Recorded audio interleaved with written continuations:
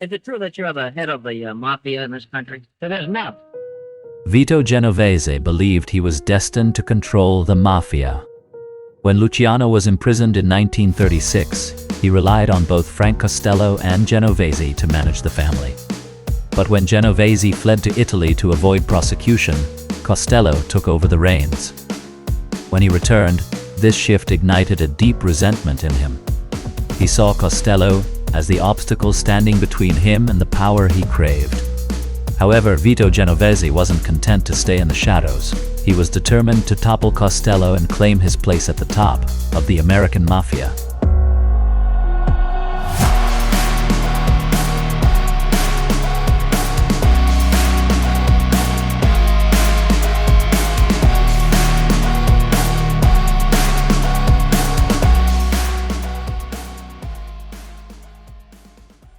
Like many others in the gangster world, Vito Genovese was born in Italy on November 21, 1897. His birthplace was Rosigliano, a small town about 10 miles from Naples. Looming over the region and its people was Mount Vesuvius, one of Europe's most active volcanoes, known for its frequent eruptions over the centuries. In 1913, Genovese emigrated to the United States.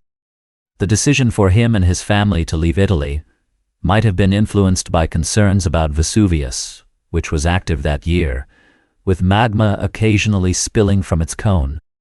Another factor could have been the growing tensions in Europe. Although World War I wouldn't begin until 1914, the signs of impending conflict were becoming evident. On May 23, 1913, Genovese arrived in the port of New York aboard the SS Taormina after a 2-week journey from Naples. His father, Felice, also known as Filippo, had arrived in New York back in 1905, leaving the rest of the family behind in Naples. This staggered migration was a common practice among Italian families, with the father settling in America first and later sending for the rest of the family, which sometimes happened over several years. In New York, Felice Genovese worked on various construction projects as a laborer during the city's development boom.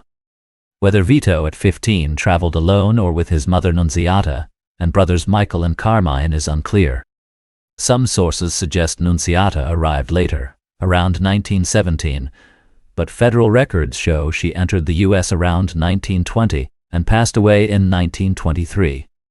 Vito also mentioned having a sister, though at the time no records confirmed this. However, he did have a female cousin living in Queens.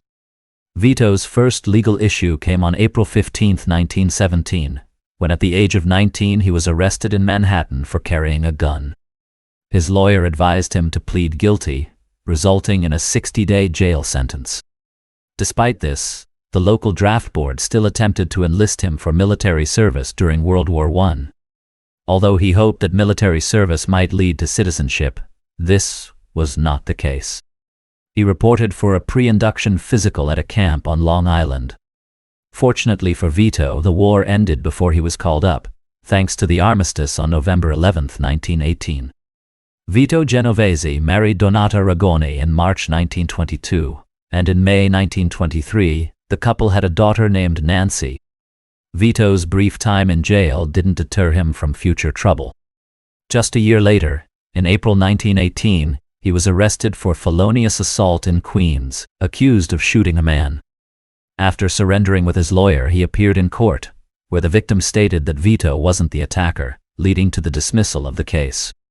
For nearly 6 years, Vito managed to stay out of legal trouble until his arrest on another gun charge in Manhattan in April 1924.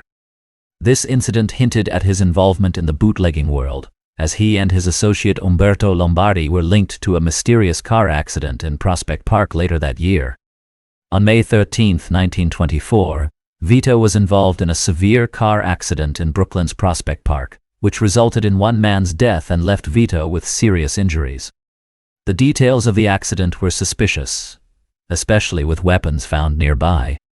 Initially, the deceased was identified as Carmine Russo from Ozone Park, Queens, where Vito lived. However, the Russo family later disputed this, saying the victim wasn't Carmine, the registered car owner. Both Vito and Lombardi, a 23-year-old from Thompson Street in Manhattan, faced vehicular homicide charges. Vito maintained that he wasn't driving and that he could not be blamed for the crime. The charges were eventually dropped in court. Despite being in his 20s, Vito was already deeply entrenched in the criminal world, alongside figures like Charles Luciano and Frank Costello, whose lives and careers would intersect with his for years to come.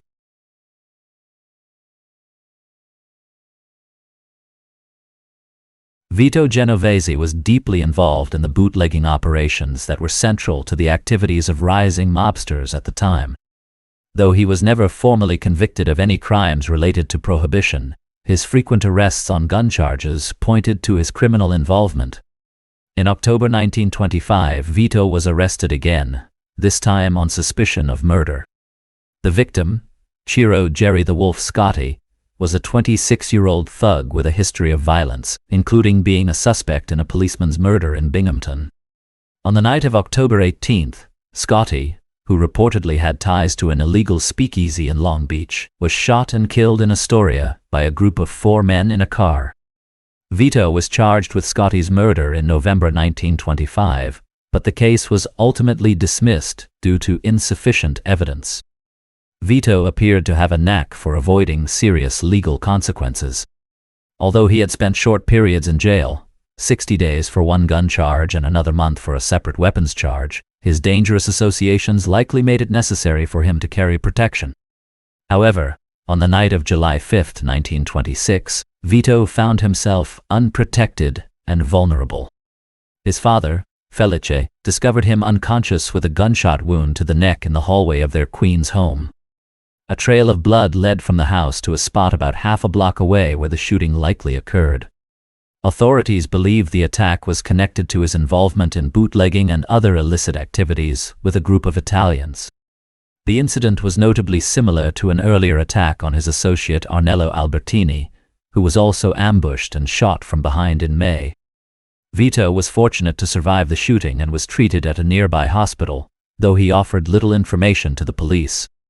Vito's deep involvement in bootlegging inevitably brought him into the orbit of Joseph Masseria, or Joe the Boss, one of the most powerful crime figures of that era. Masseria led a syndicate that dominated the bootlegging industry, and after the 1928 assassination of his rival Salvatore d'Aquila, he became the leader of the Italian mob. Over time, Masseria had survived multiple assassination attempts and had built a network of formidable allies, with key figures like Costello and Luciano managing rum-running operations, and relying on trusted subordinates like Vito. Masseria's influence within the fragmented Italian underworld grew significantly. The bootlegging trade was highly profitable, with Costello's operation employing smuggling boats, warehouses, ship-to-shore radios, and even seaplanes to intercept shipments at sea. Costello also knew the importance of bribing law enforcement and Coast Guard officials, and saw the advantage of working with Jewish gangsters like Meyer Lansky and Arnold Rothstein, as well as prominent Irish bootleggers like William Big Bill Dwyer, who eventually became known as King of the Bootleggers. New York City, with its estimated 30,000 speakeasies, was a significant hub for bootlegging operations throughout the 1920s and into the 1930s. During this period, Frank Costello and William Big Bill Dwyer were generating tens of millions of dollars annually from the illegal liquor trade, with eager customers spread across the city. Costello had numerous hidden storage locations throughout New York, including the historic Blackwell Mansion in Queens, where his relatives stored thousands of cases of alcohol in secret compartments. Dwyer, on the other hand, owned several warehouses and reinvested his bootlegging profits into purchasing various sports enterprises, including hockey teams in Canada, horse racing tracks, and even a football team named the Brooklyn Dodgers. Vito Genovese, while involved in the Masseria organization, didn't achieve the same level of notoriety in the bootlegging business as others like Dwyer, Costello, and Charles Luciano. In 1927, Costello and Dwyer were both indicted on federal bootlegging charges. While Costello managed to get his case dismissed, Dwyer was convicted, served 2 years in prison, and was later hit with substantial back taxes, eventually leading to his financial downfall. Despite not reaching the same heights in bootlegging, Vito Genovese was reportedly doing well financially during this time, and was rumored to be expanding into counterfeiting.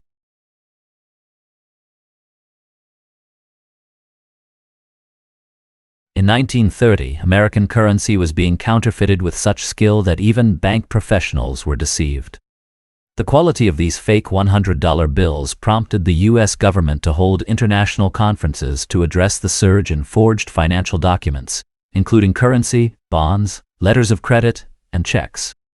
A major concern in Washington, D.C., was the production of counterfeit gold certificates valued at over $1 million each. Gold certificates, used from around 1879 to 1934, functioned as a form of currency backed by gold and were similar to regular money in appearance and value. These certificates were rarely used in everyday transactions and became obsolete when President Franklin D. Roosevelt removed the US dollar from the gold standard. Today, they are valuable only to collectors. However, in 1930, gold certificates were still considered legal tender, and the Secret Service was alarmed by the high-quality forgeries of $10, $20, and $50 certificates coming out of Brooklyn and Manhattan. The counterfeiters had access to top-notch printing equipment.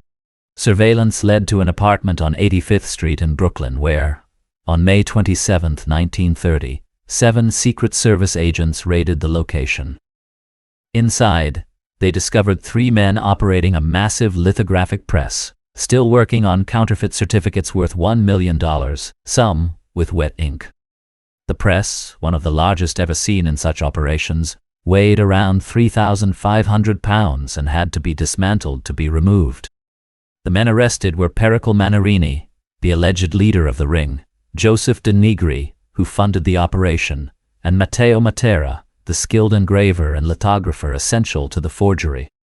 In June 1930, a federal grand jury in Brooklyn indicted these 3 along with 5 additional suspects, which once again included Vito Genovese. Up until this point, Vito Genovese had largely avoided major attention in the criminal world. While he had faced murder charges, he had not been seen as a significant figure among the Italian mobsters who frequently made headlines. However, the counterfeiting case began to shift this perception. Genovese appeared to be thriving financially through both legitimate and illicit ventures. Despite his growing prominence and affluence, Genovese proved elusive to federal investigators. He was named in 6 of the 12 counts in the indictment, including the critical conspiracy charge. However, after a comprehensive search across Brooklyn, Queens, and Long Island, federal marshals could not locate him. 2 other defendants also remained missing. The prosecution proceeded with the remaining defendants, who quickly pleaded guilty. In November 1930, a Brooklyn federal judge sentenced them to prison terms ranging from just over 2 years to 8 years. A month later, prosecutors, realizing they had no solid evidence against Vito and unable to locate him, requested the dismissal of charges against him and the other absconding defendants. The court granted this request. Without Genovese's arrest or corroborating evidence, the counterfeiting case against him fell apart. Although one defendant, Matera, became a cooperating witness, there was no indication in any of the court records that he had implicated Vito Genovese. Perhaps Frank Costello, with his connections, had something to do with the sudden dismissals. With the case against him dismissed, Genovese was free from legal issues, which was advantageous for his mob associates who planned to count him in on something very big with regard to Joe the Boss Masseria.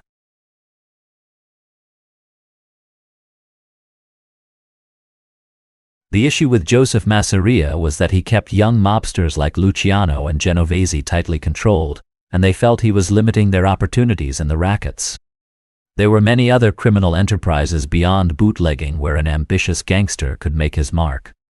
The Italian mobsters became skilled at organizing cartels in mundane industries like ice delivery, wine production, and coal. These industries were controlled by a few major figures who divided territories and set prices. One such figure was Gaetano Reina, based in the Bronx, who specialized in the ice business and was part of Masseria's criminal organization. However, Masseria, always hungry for more, wanted Reina to hand over some of his ice business profits, a demand that wasn't met. The outcome was predictable. On the night of February 26, 1930, Reina was shot dead with a shotgun as he left the apartment building of a girlfriend on Sheridan Avenue. Although Reina carried a handgun, he didn't use it to defend himself. The police found hundreds of dollars in cash on his body, ruling out robbery as a motive. While recording this video, I see that there is a new source that indicates something different about the death of Gaetano Reina. Apparently, and according to the book by H. Thomas Milhorn, it was when he was leaving his aunt's apartment after dinner that, let's call it allegedly, he waved to Vito. Vito then pulled out a shotgun and shot him in the face. Masseria further alienated some of his subordinates by ordering Reina's murder, an act that appeared to be driven by sheer greed. Reina's death would lead to gang conflict known as the Castellammarese War. This was a bloody power struggle for control of the American Mafia between partisans of Joe Masseria and Salvatore Maranzano. This war took place in New York City from February 26, 1930, until April 15, 1931. The feud was named after the Sicilian town of Castellamare del Golfo, Maranzano's birthplace. Joe Masseria's decision to eliminate Reina was a grave mistake. It unsettled many within his faction, including Reina's son-in-law, Joseph Valachi, a low-level Bronx gangster who would later become infamous as a mafia informant. Luciano, Genovese, and Costello, along with others like Joseph Bonanno, now recognized Masseria's treachery and saw him as untrustworthy. They secretly aligned themselves with Masseria's primary rival, Salvatore Maranzano, a fellow Sicilian immigrant. While Masseria failed to inspire confidence, Maranzano carried an air of respectability. At one point, he was even rumored to have considered the priesthood, but instead, he turned to the Sicilian Mafia as his career path.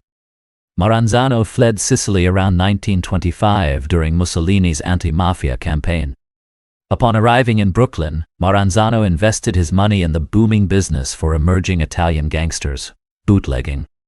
In the months following Reina's murder, Maranzano's faction grew stronger, systematically eliminating Masseria's allies and undermining his rackets. Sensing the shift in power, Luciano, Costello, and Vito Genovese concluded in a secret meeting, allegedly on Broome Street, that Joe the Boss had to be eliminated. According to a later account by Joseph Bonanno, Luciano met with Maranzano, and they agreed that once Masseria was out of the picture, Luciano would take over his rackets. Unaware that many of his top young associates had shifted their loyalties to Salvatore Maranzano, Masseria continued with his daily routines. On April 15, 1931, Masseria and Luciano headed to Coney Island. Some accounts suggest Vito Genovese was also present. They went to the Nuova Villa Tamaro, a seafood restaurant on 15th Avenue. After the Masseria faction arrived, the owner, Gerardo Scarpato, sent his mother-in-law, Anna Tamaro, to the market to purchase some fish for their guests. Around 3:30 p.m., after finishing their meal, Masseria and Luciano began playing cards. After one hand, Luciano excused himself to go to the bathroom.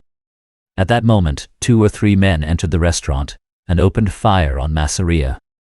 12 shots were fired, with 5 hitting Masseria in vital areas, killing him. The shooters then fled in a waiting car.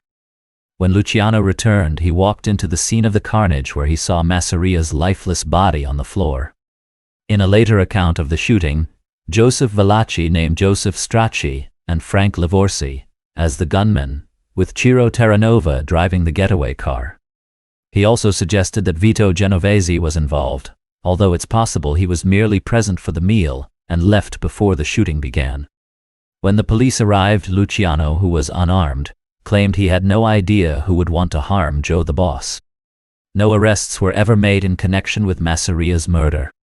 In a strange twist, the restaurant owner, Gerardo Scarpato, also met a violent end.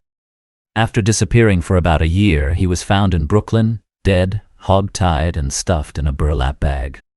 Following Masseria's death, Luciano declared himself the leader of the organization, with Vito Genovese as his second-in-command and Frank Costello as a key advisor.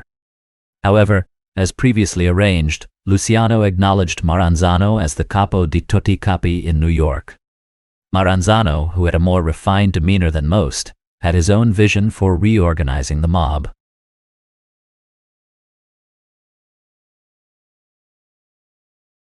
Joseph Valachi recounted that Maranzano claimed the title of Capo di tutti capi, or boss of all bosses, then organized everyone into families, each with a boss, underboss, and lieutenants known as capo regimes. This framework became the foundational structure of the American Mafia, largely enduring to this day. Maranzano also established rules and the consequences for breaking them, urging that past conflicts be set aside. New York was divided into the 5 families, with Luciano as one of the bosses and Genovese as his underboss, reflecting his skill in navigating the treacherous world of organized crime and his reputation as both a formidable killer and an influential figure within the organization. The other bosses at the time were Thomas Gagliano, Vincent Mangano, Joseph Profaci, and Joseph Bonanno. While peace among the 5 families might have seemed likely, it was not to last. Maranzano's fixation on a Julius Caesar complex, combined with growing paranoia, began to alienate him from his fellow mobsters. Joseph Valachi remembered Maranzano contemplating a return to mob warfare despite having just settled matters with the death of Masseria. Maranzano even began to view Luciano and Genovese, who had helped him rise to power, as threats. One version of events suggests that Jewish gangsters grew wary of Maranzano encroaching on their territory in the garment industry, while another account claims they persuaded Luciano that Maranzano needed to be eliminated. According to Valachi, Thomas Three Finger Brown Lucchese, a significant mob figure at the time, also suspected Maranzano of hijacking Luciano's bootlegging operations. He also directly stated that Maranzano intended to eliminate both Lucky Luciano as well as Vito Genovese. Maranzano allegedly planned to ambush and kill Luciano and Genovese during a meeting at his office at 230 Park Avenue in Manhattan. However, Luciano, catching wind of the plot, preemptively acted to protect himself and Vito Genovese by hiring Jewish gangsters to carry out the assassination. Luciano had long-standing ties with Jewish mobsters like Meyer Lansky and Dutch Schultz, making it easy for him to enlist Lansky's help in arranging Maranzano's murder. The killing of Maranzano by Lansky's men has become a well-known part of mob history. On the afternoon of September 10, 1931, less than 5 months after Masseria's death, Maranzano was shot and stabbed in his office. Following the assassination, the police arrested several Italian men as suspects and speculated that Maranzano's murder might have been tied to immigrant smuggling. However, the investigation ultimately stalled. With Maranzano out of the way, Luciano quickly persuaded the other mafia bosses to form a commission, a governing body that would establish policies for the crime families, resolve disputes, and authorize killings when necessary. The leaders of the 5 families served on the commission, which functioned as the mafia's highest authority and would endure for decades. Vito Genovese emerged from the Castellammarese War in a strong position. He had aligned himself with the winning side, and his close associate Luciano had become the most influential among the mafia bosses. Although he suffered the loss of his wife in September 1931, leaving him with a daughter to care for, Genovese was flourishing in various aspects of his life. His bootlegging operations had prospered, and he had legitimate ventures such as a wastepaper company to provide a front for lawful income. Despite the constant danger that comes with a gangster's life, he had managed to avoid the worst of the violence. As the mafia settled into a more stable routine, Genovese was on the cusp of a significant change in his personal life.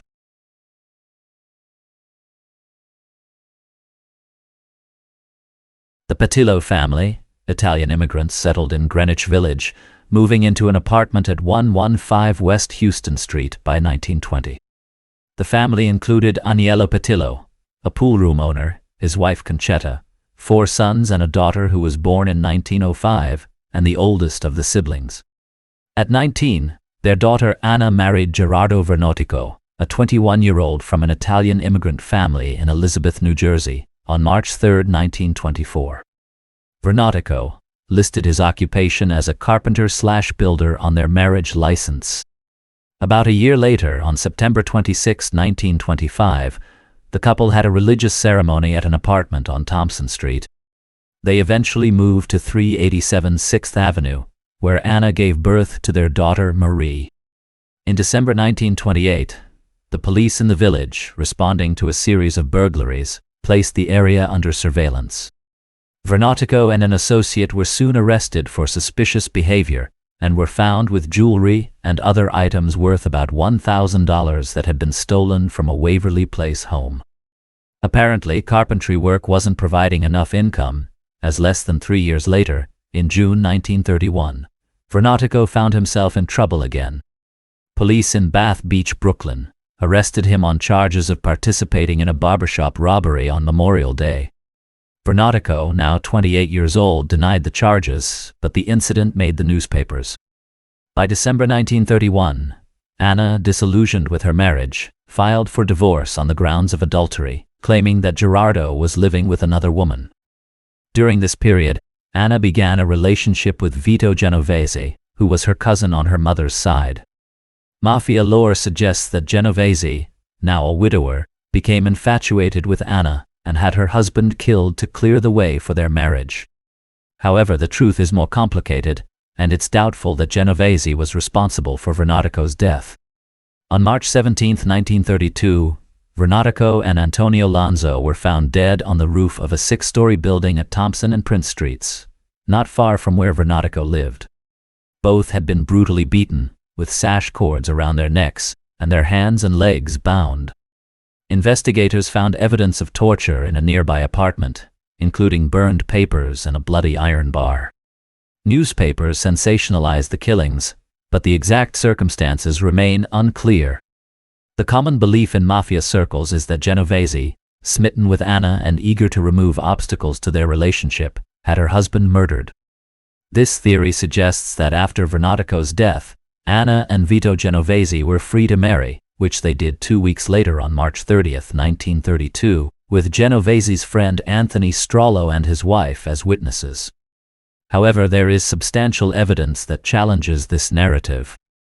For instance, Vernatico's death certificate listed him as divorced, and Anna later told congressional investigators that she had been granted a divorce in January 3 months before her ex-husband's death. Anna gave birth to a son, Philip, on June 30, 1932, just 3 months after her marriage to Vito. The couple lived in an apartment on Washington Square Park with their 3 children, Nancy, Marie, and Philip. The apartment was large enough for the family, and they had notable neighbors including Eleanor Roosevelt, the wife of the soon-to-be president. Vito Genovese continued his mob activities and legitimate businesses in Manhattan, but also purchased a large house in Middletown Village, Monmouth County, New Jersey, in 1932. After returning from a trip to Italy in 1933, Vito Genovese found that the mob landscape in New York had shifted. The changes had actually begun as early as 1931, when the decline in support for prohibition became evident. The nation's attempt to enforce temperance was increasingly seen as a failure. Large segments of the American public were opposed to prohibition, a sentiment highlighted by the Wickersham Commission's report. This was established by President Herbert Hoover in 1929 and published in 1931. The report concluded that prohibition was a disaster in terms of public acceptance and nearly impossible to enforce, with criminals, bootleggers, and smugglers corrupting law enforcement at all levels. Although the Commission recommended maintaining prohibition, one member dissented, suggesting it should be repealed. The election of President Franklin D. Roosevelt in 1932 marked the beginning of the end for prohibition. Roosevelt first modified the law to permit the production of beer with up to 4% alcohol by volume, as well as certain types of wine. The push for the 21st Amendment, which would repeal prohibition, gained momentum as states began to ratify it. Finally, on December 5, 1933, Utah ratified the amendment, officially ending prohibition at the federal level. With prohibition over, the mafia had to diversify its operations. Some gangsters moved into legal liquor distribution, while others, like Costello, expanded into the slot machine business. Gambling remained highly profitable, as did labor racketeering, particularly in the garment industry. The wealth generated during Prohibition had drawn the attention of desperate politicians, especially Democrats connected to Tammany Hall, where mob money and influence gave figures like Costello significant power. Vito Genovese's waste paper company on Thompson Street in Greenwich Village brought him substantial wealth. Over time, he leveraged his bootlegging connections to open nightclubs in the area, always keeping a low profile by using front men as the public faces of these businesses. This approach allowed him and other mobsters to conceal their illegal earnings within seemingly legitimate enterprises. As the years passed, Anna became increasingly involved in managing the nightclubs, a development that would eventually lead to significant trouble for Vito Genovese.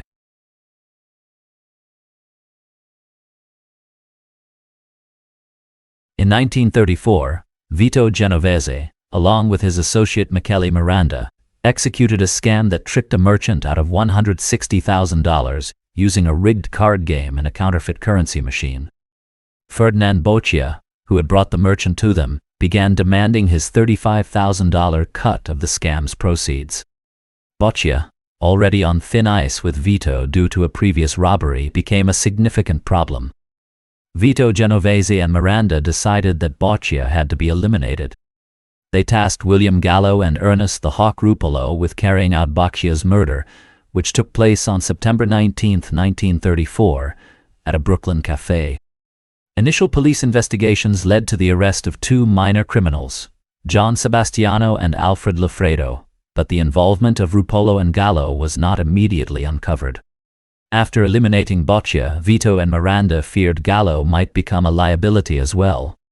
They instructed Rupolo to kill Gallo, after which they planned to have Rupolo killed by another associate, Rosario Palmieri, ensuring that no one could trace the crime back to them. On September 20, 1934, Gallo survived an ambush in Brooklyn where he was shot multiple times. Following the attack, Rupolo and Palmieri were sent to Springfield, Massachusetts to lay low. However, Palmieri, suspecting they were both marked for death, fled. Rupolo returned to New York after about 12 days. The police soon focused on the pair, and both were charged with assault in December 1934, after Gallo identified them in court.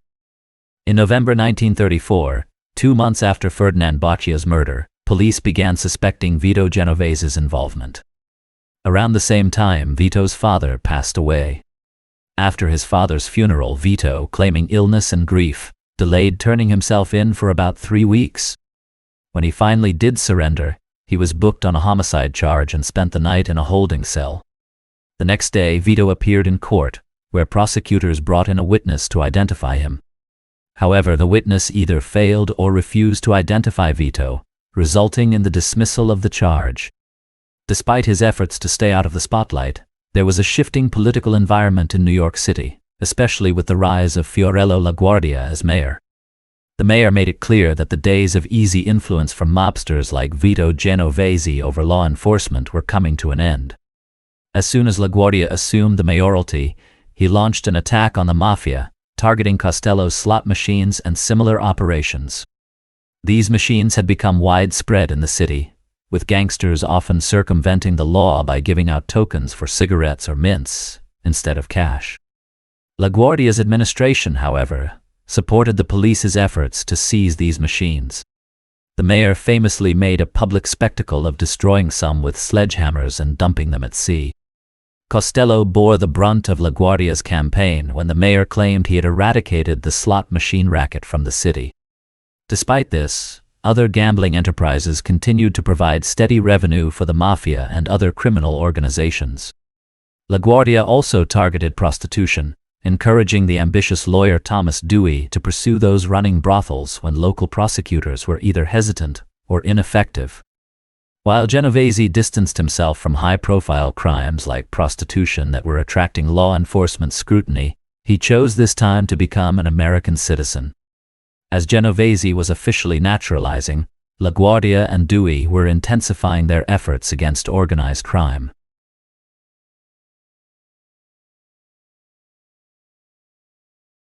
Initially, Dewey's strategy of targeting the lower ranks of the mafia was effective, resulting in several arrests. However, as new individuals quickly filled their roles, Dewey shifted his approach to pressuring prostitutes and madams to divulge information about the gangsters. He requested that judges set high bail amounts so that these women, unable to pay, would remain in jail and be less susceptible to mob influence. This high bail tactic was a form of coercion and later faced scrutiny regarding its fairness. Despite the controversy, the strategy worked. The women provided crucial information, leading to a new set of indictments in February 1936. By March, a former police officer named David Miller began cooperating with Dewey, gradually revealing evidence linking Luciano to the prostitution ring. Dewey's grand jury indicted Luciano for profiting from the racket. Forewarned by his connections, Luciano fled to Hot Springs, Arkansas, a known haven for gamblers and mobsters, including Oni Madden, who had similarly escaped legal trouble in New York. Luciano's refuge was short-lived. Dewey initiated extradition proceedings, and despite Luciano's attempt to bribe the Arkansas Attorney General, Dewey succeeded. In April 1936, Luciano was arrested and returned to New York by April 17. His trial began in June, resulting in a conviction after just 6 hours of jury deliberation. Dewey proclaimed Luciano as the greatest gangster in America, noting his control over various criminal enterprises. The conviction was a significant blow to Luciano. Judge Philip J. McCook sentenced him to 30 to 50 years in prison, and his appeal efforts were unsuccessful. Luciano's conviction was a major setback for the crime boss, but true to his reputation for resilience, he would continue to exert significant influence in the mafia underworld. Even while serving his sentence at Clinton Correctional Facility in Dannemora, New York, Luciano retained control over his crime family. However, he had to depend on trusted associates to manage operations outside prison. Frank Costello and Vito Genovese, both reliable figures in the organization, were entrusted with this responsibility. Yet, they would soon find themselves in Dewey's crosshairs. Dewey had no specific charges against Genovese and wasn't targeting him directly for any particular crimes or rackets. Genovese, known for his ability to evade prosecution and for using intermediaries to handle illicit activities, had managed to stay clean of direct evidence. Instead of focusing on Vito Genovese himself, Dewey employed a different strategy. He aimed to tarnish Genovese's and other mobsters' reputations publicly, leveraging the court of public opinion. Dewey also targeted Tammany Hall figures like Jimmy Hines, who was indicted and convicted for his involvement in a protection racket, in a move to undermine figures who shielded notorious criminals like Dutch Schultz. Dewey's next strategy was a bold public attack on the mafia, focusing particularly on Albert Marinelli, a Tammany boss with close ties to Luciano. In early December 1937, Dewey sent a scathing report to Governor Herbert Lehman, accusing Marinelli of being linked with 44 major gangsters, primarily from the mafia. Although Lehman did not remove Marinelli from his position, he did demand a response to Dewey's claims within a week. Dewey's letter to Lehman highlighted 21 criminal figures, including Genovese, whom Dewey claimed was now operating out of New Jersey following Luciano's conviction. Among the listed figures were Luciano associate Joe Adonis, racketeer Joseph Lanza, and jailed trucking boss James Plumery. When Dewey publicly implicated Vito Genovese, the mobster's image was plastered across the tabloids, marking the first time he was so prominently identified as a mafia member. Although Dewey may have been accurate about him operating out of New Jersey at one point, his information was outdated by the time the charges were made. Vito Genovese had been unable to reside in his New Jersey mansion since it had burned down months earlier. Feeling the increased pressure from LaGuardia and Dewey, Genovese chose to return to Italy, leaving Frank Costello as the acting boss of Luciano's crime family. He was also joined in Italy by Michele Miranda, his former associate in the Boccia murder, who had returned to his homeland after his own legal troubles were resolved.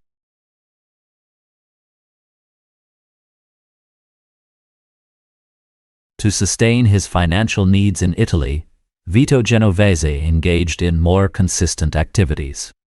It was later revealed by the Federal Bureau of Narcotics that Genovese became involved in the narcotics trade in Italy, establishing himself as a significant figure in that illegal market.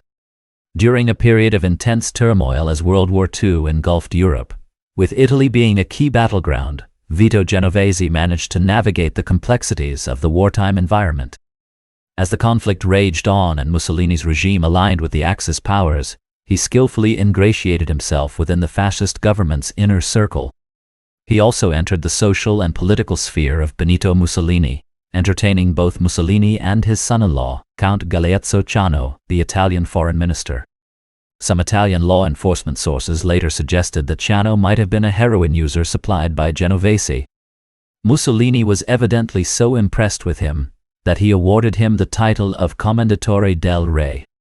In 1943, Genovese allegedly ordered the assassination of Carlo Tresca, a New York publisher and critic of Mussolini. Tresca was shot and killed on January 11, 1943, outside his office. Carmine Galante, a member of the Bonanno crime family, was rumored to be the shooter, though no one was formally charged. Author Nunzio Perniconi considered mob involvement plausible, but suggested that Frank Don Ciccio Garofalo, whom Tresca had publicly insulted, was a more likely instigator. As Mussolini was deposed and the Allies advanced through Italy, Genovese had to adapt his allegiances.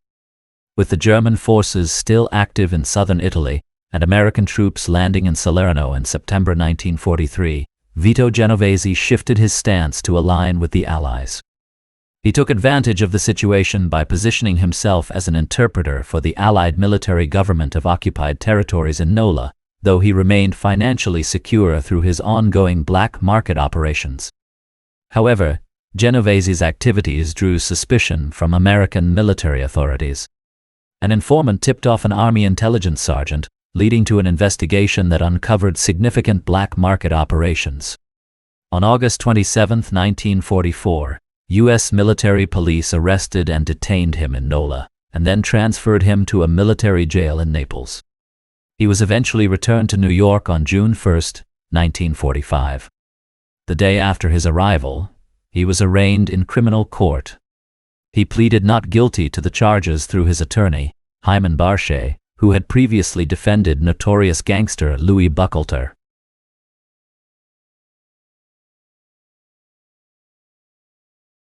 As Vito Genovese operated freely in Europe amidst the chaos of World War II, Ernest Rupolo found himself disillusioned and struggling.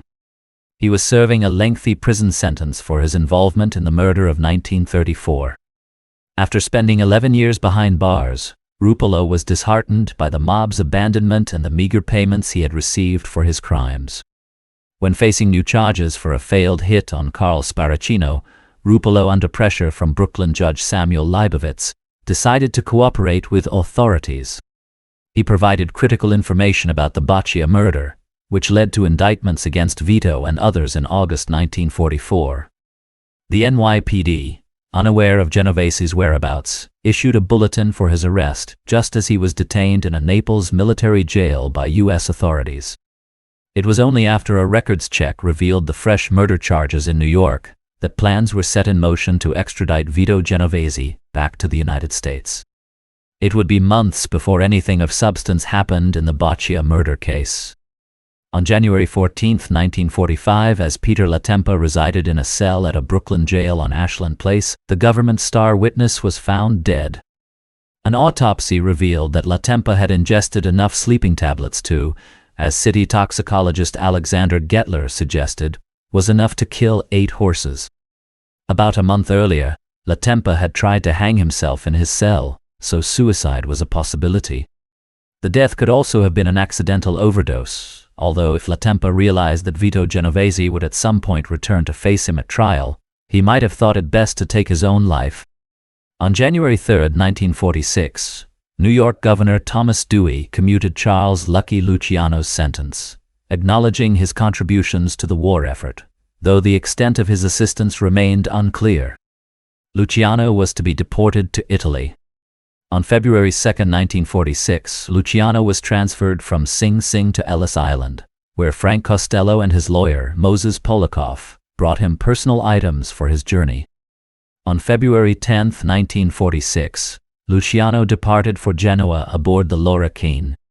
Although Luciano left the United States, his influence continued to be felt in the criminal underworld. Before leaving, Luciano handed control of his crime family to Frank Costello, effectively making Costello the acting boss in New York. Meanwhile, Vito Genovese, recently extradited from Italy and awaiting trial for the 1934 murder of Ferdinand the Shadow Baccia, was in a weakened position, unable to challenge Costello's authority. The trial of Vito Genovese began in the spring of 1946, but complications soon arose. The Brooklyn District Attorney's Office lacked a key defendant, Michele Miranda, who was still at large. The trial, held on May 5, 1946, ultimately fell apart due to the lack of corroboration for Ernest Ruppolo's testimony. Consequently, the charges against Vito Genovese were dismissed on June 10, 1946. Judge Leibovitz remarked to Vito, "I cannot speak for the jury, but I believe that even if there was a shred of corroborating evidence, you would have been condemned to the chair." 2 weeks after the criminal case against him was dismissed, Vito Genovese was celebrated by his mob associates with a welcome-back dinner at the Hotel Diplomat in Manhattan on 43rd Street. The gathering was attended by notable figures like Joseph Profazzi, Albert Anastasia, and Santo Volpe. Santo Volpe was a mob boss from Pennsylvania, a key region in the garment industry, which Vito Genovese had some influence over. Although Genovese and Anastasia were both powerful figures in the New York underworld, they were rivals, each vying to be recognized as the top gangster in the city, second only to Frank Costello.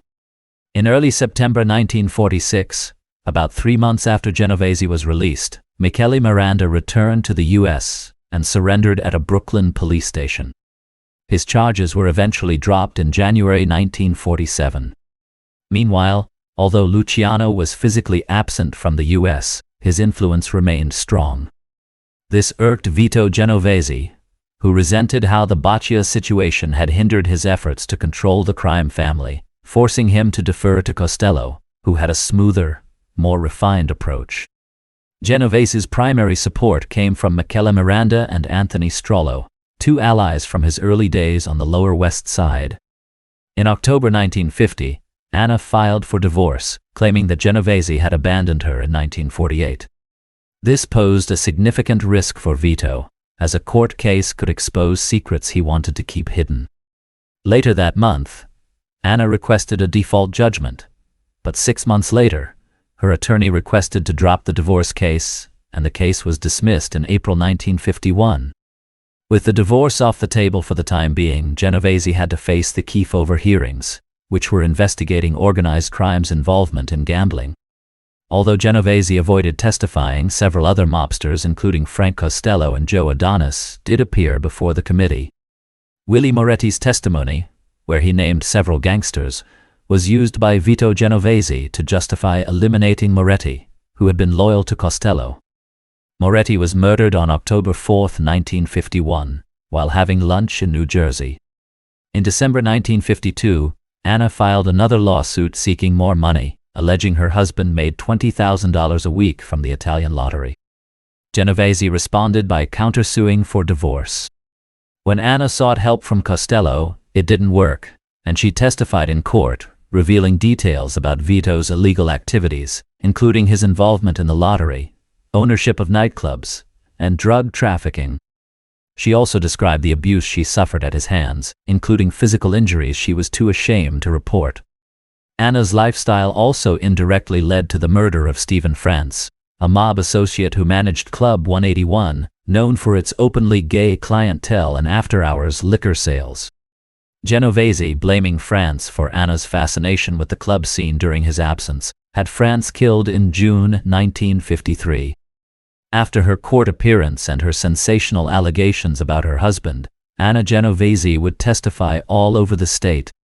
The divorce case still had many months to go and would grab its share of newspaper headlines. Meanwhile, Genovese's legal troubles were mounting on multiple fronts. In 1952, the U.S. government took legal action to strip Vito Genovese of his citizenship, arguing that he had lied about his criminal activities when he applied for it in 1936. This loss of citizenship was a significant blow, as it reflected the intensifying efforts by authorities to dismantle the mafia's power structure. The fallout from Anna's allegations, combined with the Kefauver hearings, painted a grim picture of the Mafia's infiltration into various businesses. Meanwhile, Genovese faced financial strain, falling $8,000 behind in support payments. To avoid jail, his lawyers arranged for the sale of his Atlantic Highlands home, along with its furnishings to cover legal debts. The auction fetched disappointing sums, with items selling for far less than their original value. In September, Judge McLean dismissed Anna's lawsuit for maintenance, stating that neither Anna nor Genovese had proven their claims in court. The case ended in a stalemate, with both dismissals upheld by an appeals court in early 1954. Anna continued living in Manhattan, while Genovese downsized to a smaller home in Atlantic Highlands.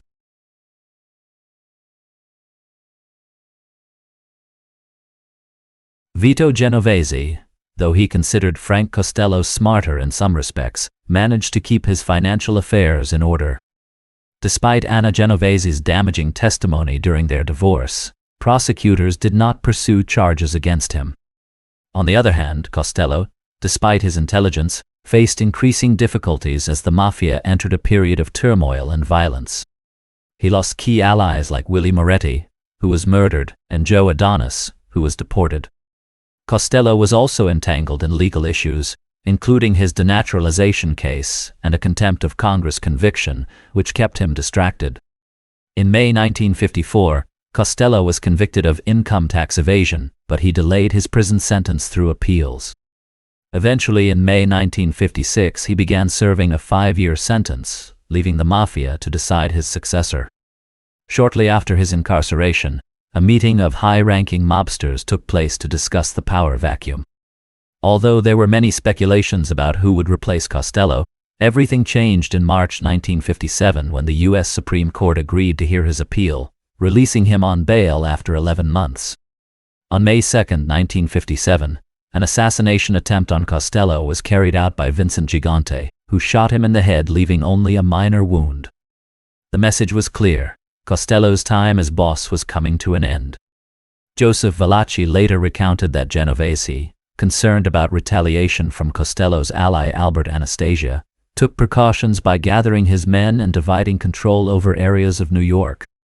Vito Genovese declared himself the new head of the family, appointing Gerardo Jerry Catena as his underboss. 2 weeks later, Vincent Gigante was arrested for the attempted murder, but Costello, adhering to the Mafia's code of silence, refused to identify his shooter in court.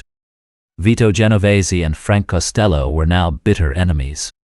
Costello, wary of Genovese's intentions, chose to step back from power, retreating to his homes in Central Park West and Sands Point, Long Island, where he focused on growing orchids. He kept in mind the warning from Anastasia: never trust Genovese's attempts at reconciliation. Anastasia, known as Don Umberto, was a feared and volatile figure in the Mafia, having risen through the ranks by carrying out contract killings for Murder Incorporated and later becoming a key power in Brooklyn's waterfront rackets. He had been the underboss to Vincent Mangano but harbored ambitions of his own. In 1951, Mangano disappeared, most obviously murdered, and Anastasia, claiming he acted in self-defense, convinced the Mafia Commission to let him take over as boss. 6 years later, Genovese saw Anastasia as an obstacle to his own rise to power and sought to remove him. He approached Carlo Gambino, an underling of Anastasia, and convinced him to join the plot. Gambino was swayed by the recent murder of Frank Scalisi, Anastasia's second-in-command, who had been killed for running a scheme to sell Mafia memberships, a move Anastasia saw as a betrayal of the Mafia's traditions.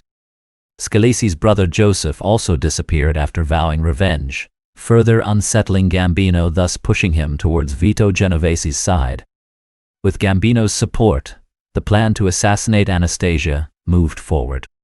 On October 25, 1957, Anastasia was killed while sitting in a barber's chair at the Park Sheraton Hotel in Manhattan. The hit was executed by 2 gunmen with scarves covering their faces. Anastasia, caught off guard, was shot 5 times and died on the floor, while his bodyguards were conveniently absent at the time. The assassination of Albert Anastasia left Frank Costello devastated. Losing Anastasia, his primary ally against Vito Genovese, left Costello vulnerable and fearful for his own life, thinking he'd be next. In the wake of Anastasia's murder, a crucial meeting was held at Ruggero Ricci Boiardo's sprawling 30-acre estate. This gathering was a prelude to the more widely known November 1957 Mafia Summit at Joseph Barbera's Apalachin home. According to an FBI informant, Boiardo's meeting focused on discussing Anastasia's assassination and gauging reactions from key mafia figures. The decision was made to proceed with the Apalachin meeting, where leaders from across the country would be briefed on the reasons behind the hit on Anastasia.